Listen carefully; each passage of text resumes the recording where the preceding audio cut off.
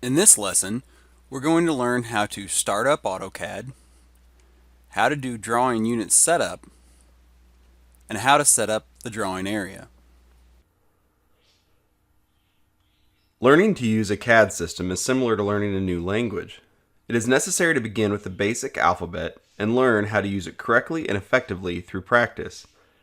This will require learning some new concepts and skills as well as learning a different vocabulary.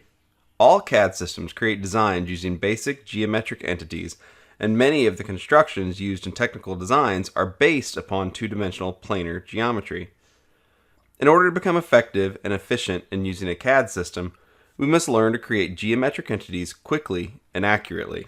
In this lesson, the different ways of creating lines and circles in AutoCAD are examined. To begin, we must first start AutoCAD.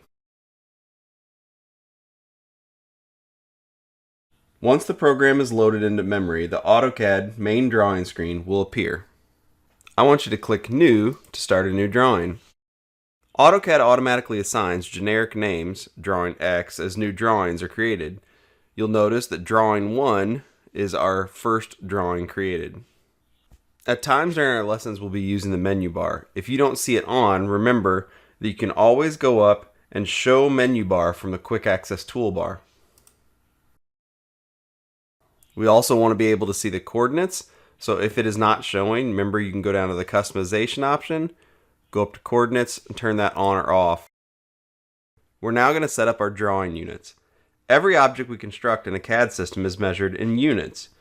We should determine the system of units within the CAD system before creating the first geometric entities. To get to our Units dialog box, we can go up to the menu bar, select Format, and then Units. Another option is to go to the Application menu, Drawing Utilities, and then Units. A third option is to go to the command bar and type in Units. All three of these options take us to the same dialog box.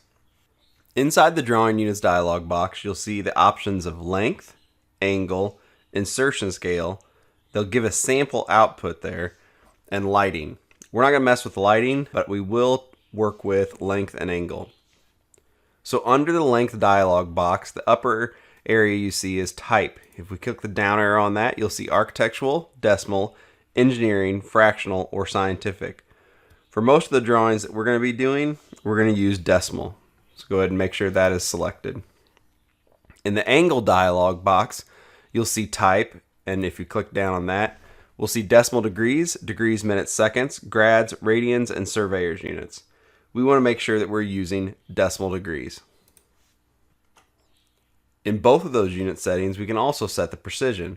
For decimal degrees, we're going to go ahead and leave it on 0 for now. But for length, we're going to look at it. It has 4 decimal places. We don't quite need that much precision in the drawings that we're going to be working on, and so let's go ahead and change that to 2 decimal places. Notice in the sample output, all of the samples now have 2 decimal places instead of 4. Right now the units are set to inches, and that is fine. We're going to go ahead and leave it at that. But if you click down on it, there are a lot of options. We're not going to go through all of them, but notice that AutoCAD can be used for many different measurement scenarios. Once we're done with that, go ahead and select OK. We're now going to set up the drawing area. First, we need to set up the drawing limits by entering a command in the command prompt area. Setting the drawing limits controls the extents of the display of the grid.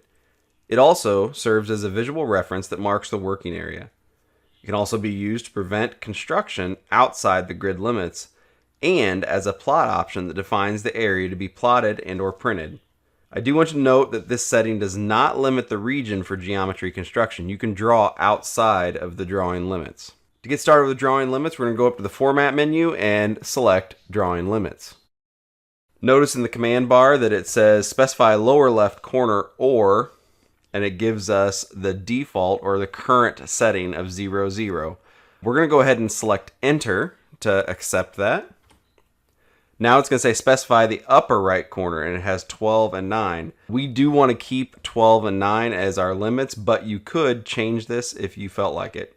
So we're going to go ahead and press enter again. Our drawing limits are now set to 12 units in the X direction and 9 units in the Y direction. So you may be asking yourself, well, what exactly did that change? Because if I use my cursor and I look at the unit setting down on the status bar, you're going to see that I'm near 0, 0 there. But over here, I'm at 53 and 20. That's not our drawing units. So what we're going to do is go to Zoom All. There's several different ways to do that. You can actually go up to the View tab, go to Zoom and Zoom All. That's one option. You can also go over here and select Zoom All from the drop down on the right hand side. Notice that our drawing window did seem to change. Let's keep an eye on the coordinates as I move the mouse around. Notice that up here, I never get past really 9 units. It's about what it is, and barely get past 0 units here. So it has vertically the 9 units centered in the window or maximized in the window. Now, because I have a screen that's a little bit wider, it'll go past the 12 and go past the 0. And that's fine, but basically the 12 units by 9 units is maximized inside this window. You should also notice the grid lines that are by default on in this particular drawing. If you ever want to turn the grid lines on or off, all you have to do is press F7. That will complete our setup of this drawing.